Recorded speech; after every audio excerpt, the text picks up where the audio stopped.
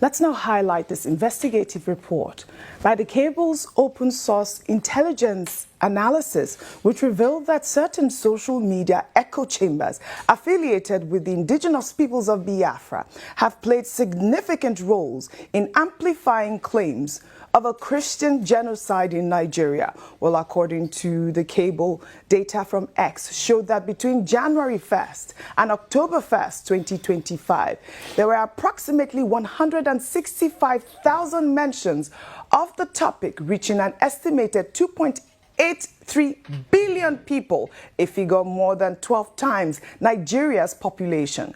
Four prominent hashtags emerge: hashtag Christian genocide, Truth Nigeria, Lara Logan, and Biafra Exit Now, which was an unusual part of the discourse.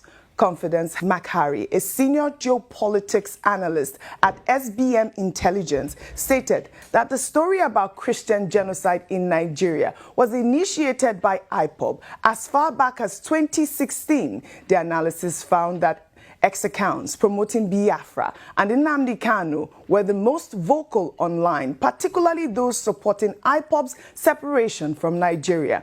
The cable also found that U.S. Senator Ted Cruz, who has pushed for sanctions against Nigeria, received $1.8 billion in donations from IPAC, a pro-Israel lobbying group. I mean, this investigation reveals, complex layers of international politics, separatist agendas, and religious narratives intersecting in Nigeria's security discourse. Rufai, we're hearing that IPOB is one of the, groups that have promoted this hashtag Christian genocide. But I mean, we have seen major killings. But before I come to you, I'll take this story. Meanwhile, the Christian Association of Nigeria has faulted the statement released by a special advisor to the president on policy communication, Daniel Bwala, after a meeting with the association in Abuja. The dispute centers on how Bwala characterized CAN's position on allegations of Christian genocide in Nigeria. On Monday, Bwala visited CAN's National Secretariat amid allegations of Christian genocide and moves by some U.S. lawmakers to protect persecuted Christians.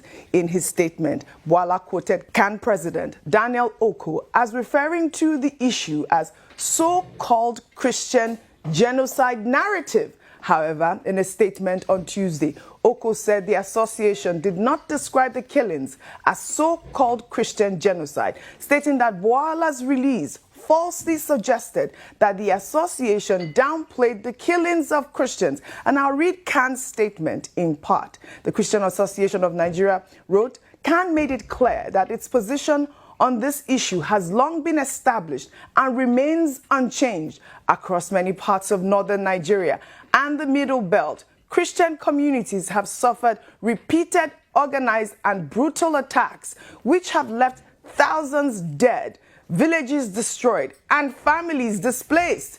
The meeting was recorded by CAN's media team, and at no point did Archbishop Oko use such words or express such a view, while referring to the tragedy as a so-called genocide trivializes the pain of countless Christians who have lost loved ones. And that is a fact, Rufai.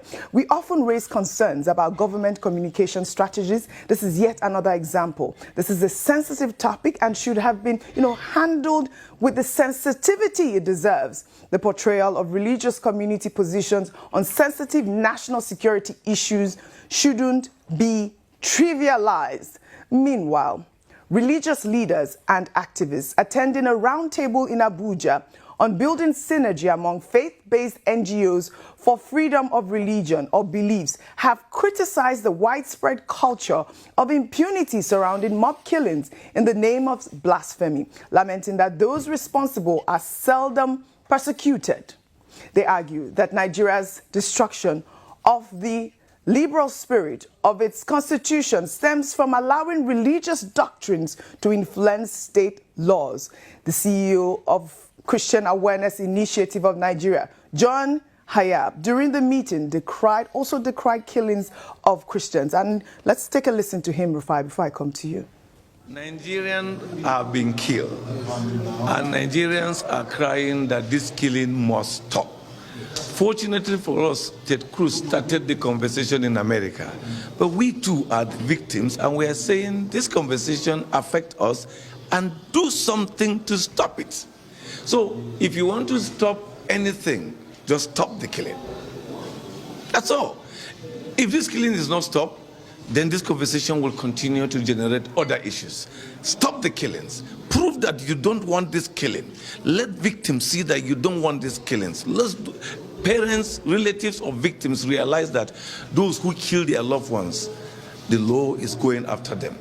And Mr. Joseph here has made the exact point. If we want this whole thing to stop, we have to stop the killings. It's not about painting Nigeria in a bad light or not. We have actually seen Christian killings. And there are videos of mass burials in Plateau State that have, resurfaced online showing, humongous coffins and all of that. It's really a sad situation, but we shouldn't trivialize it. I'd like for you to, talk about Khan's clarification with Daniel Bwala apparently trivializing the sensitivity of these Christian killings as well.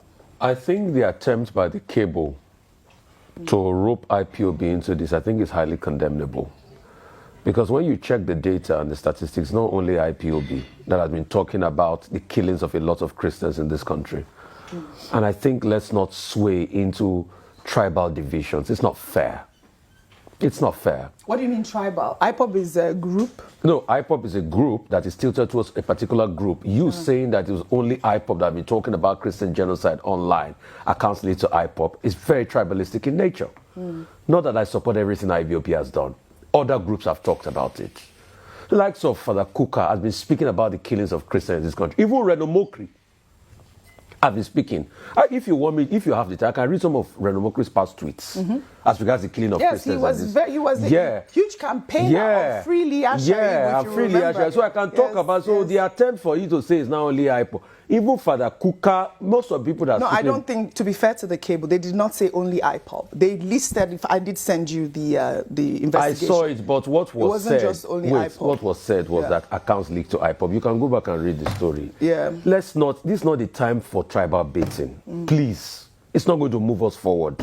I'm saying that because, Oji, I love this country so much.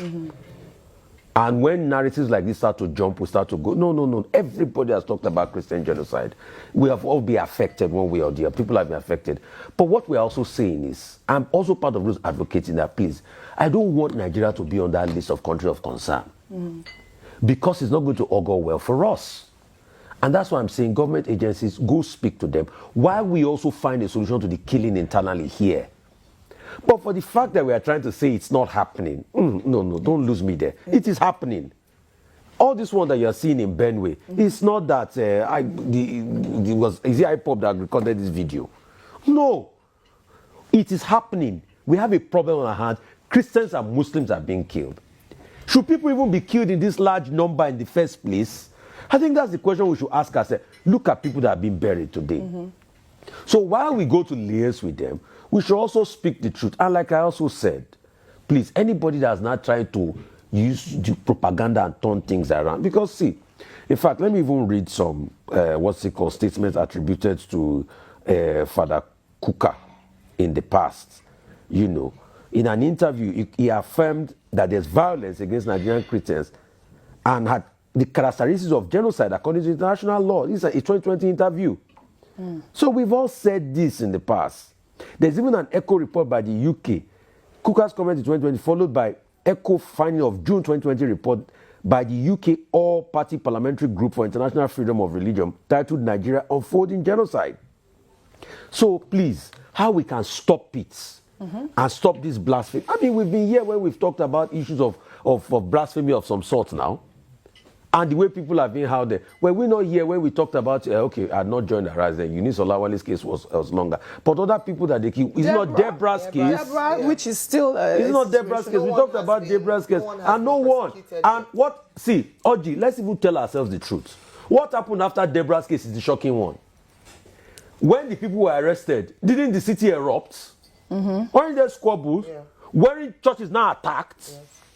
I mean, let's tell ourselves the truth in this country.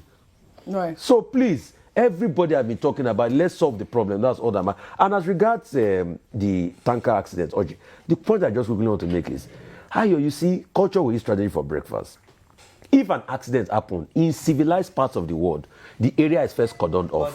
If the area is cordoned off, people will not be able to go and scoop in the first place. Right. So those are the problems here. Like I was saying, to be fair to the cable, they did a deep research and they had detailed, I did send you the research. I detailed the number of groups and people that have spoken about the, Christian genocide as well. But let me take this before I come to you. Speaking at the Vatican, the Catholic Bishop of Sokoto Diocese, Matthew Hassan Kuka, urged the U.S. government not to redesignate Nigeria as a country of particular concern, a designation reserved for nations committing systematic, ongoing, egregious violations of religious freedom. Kuka argued that a CPC status would hinder current government initiatives aimed at resolving Christian persecution. He also warned that the designation would only increase fears, tensions, sow doubt, open windows of suspicion, and allow the criminals and perpetrators of violence to exploit. Instead, the bishop appealed for the U.S. to lift the weapons ban to allow Nigeria to better fight extremist group. We're seeing that there's even a weapons ban from the United States, and which is a huge call. I think this is how we begin to tackle this menace of genocide in Nigeria. For me, with all that's going on, the main word that continues to stick in my head is sovereignty. There's no country on the face of this green earth that doesn't have its issues and its challenges. Yes, they vary in extremity. However, it is the onus of that country to resolve its problems. We cannot invite outsiders, foreigners, to come and solve our own problems. It has been done in the past, not just in Nigeria, in several places. It does not solve problems. It does not lead to the best interest of the Nigerian citizen. Because when you call a country X, Y, or Z to come and solve your problem, that country is looking after its own specific interest. So our local advocates, our local politicians, our local, whatever they may be, the first thing is to prioritize Nigeria. I understand that it may be in good faith that people run overseas to see who can help them because they feel they're not being heard locally. But let this be a warning that help from overseas has proven to always be detrimental to countries and to the locals in most cases around the world. Here in Africa, the examples are endless. Which country that is resource rich has not been ridden by all kinds of deepening crises, never-ending crises, because they invited somebody to come and solve their problems? You look at an issue of Libya, for example. So whether it be dictatorship, authoritarianism, genocide, insecurity, killings, and so forth, we need to look for the solution within, and beyond within, regional solutions. Now, when you look at the digital space and all that's happening there, we have to be very, very careful with the narrative around the digital space, because we're living in the era of bot farms. Now, what's a bot farm? So a bot farm is you go, you invest, you set up a bunch of computers and gadgets and so forth, and they churn out millions and millions and millions of talking points on various issues. Now, I can set up a bot farm to speak on any issue and to create millions and billions of impressions on any issue whatsoever. So there are all of these other intricate issues, and it's not just an IPOB issue. Even when we look at government issues, it seems that government also has their own bot farms that push their own agenda. It seems that internationally in America, MAGA has their own. It's not a Nigerian phenomenon. It's the digital age. Now, we need to be careful that this era that we're in, where warfare has been taken to the digital streets to incite people, because when you look at Madagascar, Nepal, Peru, which other countries am I leaving out? Look at most of the unrest that has happened. Kenya, a lot of the unrest, it begins in the digital space. People should advocate, people should stand for what they believe in. However, it cannot be insightful. It cannot be treasonous. It cannot be against the sovereignty of your country. I denounce that. Yes, advocate responsibly. And that's really the point. Well, let's tie the story in together. Well, in the Federal Capital Territory, Abuja, a Christian property owner in a viral video alleged that the Sharia Court of Appeal seized and auctioned his shop to recover a tenant's unpaid debt, despite his possession of title deeds and the tenant's goods remaining inside. The incident, which occurred on Tuesday, has sparked widespread debate about jurisdictional overreach. Well, let's take a look before we come back for a discussion. I was in my shop 3 months ago. Some people just carry motor gun. Said they are for Sharia court of Appeal Gudu. That they are cheap litigation. And she did this as I auctioned my shop. I told them that I don't have any case with them. Why should they auction my shop? I built this shop in 2012. I rent their phone shop in number. I rent one to somebody. They said the person in the shop, you saw it their credit. I told the person owner, why can't you provide his goods? That the goods in that shop. They don't care about the goods. They say what they know is they want to take that shop. I tell them the side should come to the court and tell them this I'm the owner of the shop. I go there. Even though I'm a Christian, I tell them why should a Christian go to Sharia court? They say I must stop if I'm the owner, that they will leave me my shop. I take all the documents to them. Even when I reach here, they even see the document, say they will do investigation. All I see today, they just come here, carry paper come, say that I auction the shop, that they are being handed over. Because I'm a Christian, because I'm Igbo, they collect my shop, Sharia court. Even if they will follow the law, as a Christian, what I have to do with Sharia court? Don't help me, don't help me, don't help me, Nigeria help me, my life finish, my life finish, my life finish, I do that not enough. So sad. You know, some legal experts have argued that this represents a clear overreach of Sharia court jurisdiction, as the property owner is a Christian and the matter involves a commercial tenancy dispute rather than Islamic personal law. The 1999 Constitution explicitly restricts Sharia courts to matters of Islamic personal law where all parties are Muslim and have consented to the court's jurisdiction. We're yet to receive an official response from judicial authorities on this matter. Ayo. So this is a note of warning. This incident is a red flag.